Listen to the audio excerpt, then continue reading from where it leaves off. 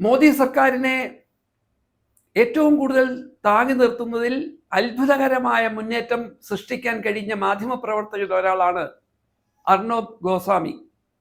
അദ്ദേഹം പലപ്പോഴും വാർത്തകളിൽ ഇടം നേടുന്നത് സംശുദ്ധമായ മാധ്യമ ശീലങ്ങൾക്കപ്പുറം പലപ്പോഴും ആലോസരമുണ്ടാക്കുന്ന ചില വാർത്തകളുടെ കൂടി പേരിലായിരുന്നു. ഇതേ അർണബ് ഗോസ്വാമി കഴിഞ്ഞ കുറേ ദിവസമായി മോദി സർക്കാരിനെ വിമർശിക്കാൻ തുടങ്ങിയത് എന്തുകൊണ്ട് എന്ന് വളരെ ആകാംക്ഷയോടെയാണ് ആളുകൾ തിരക്കുന്നത്. അവിടെ പരിശോധിക്കുമ്പോഴാണ് രാഷ്ട്രീയമായ എന്തെങ്കിലും ഒരു പുതിയ സമീപനത്തിൻ്റെ ഭാഗമായിട്ടല്ല തൻ്റെ ഏറ്റവും പ്രിയപ്പെട്ട മോദിയെയും അദ്ദേഹത്തിൻ്റെ പാർട്ടിയെയും വിമർശിക്കുന്നത് നമുക്ക് മനസ്സിലാക്കാൻ കഴിയും. നമുക്കറിയാവുന്ന പോലെ മാധ്യമ രംഗമെന്നത് പറയുന്നത് വലിയ മത്സരങ്ങളുടെ ഒരു ലോകമാണ്.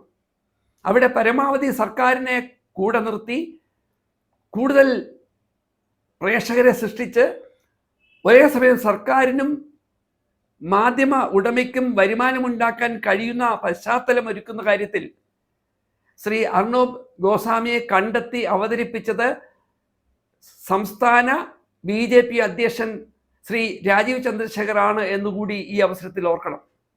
അങ്ങനെയുള്ള ശ്രീ അർണബ് ഗോസ്വാമി അദ്ദേഹത്തിൻ്റെ റിപ്പബ്ലിക് TV പ്രേക്ഷക കണക്കുകൾ വെച്ച് പരിശോധിച്ചാൽ അവർക്ക് രാജ്യത്ത് ഏകദേശം 9.4% പ്രേക്ഷകരുണ്ട്.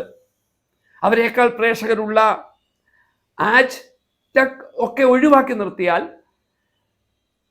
ഗൗതം അദാനിയുടെ ഉടമസ്ഥയിലേക്ക് എത്തിയ NDTVയുടെ പ്രേക്ഷകർ കേവലം 2% മാത്രമാണ്.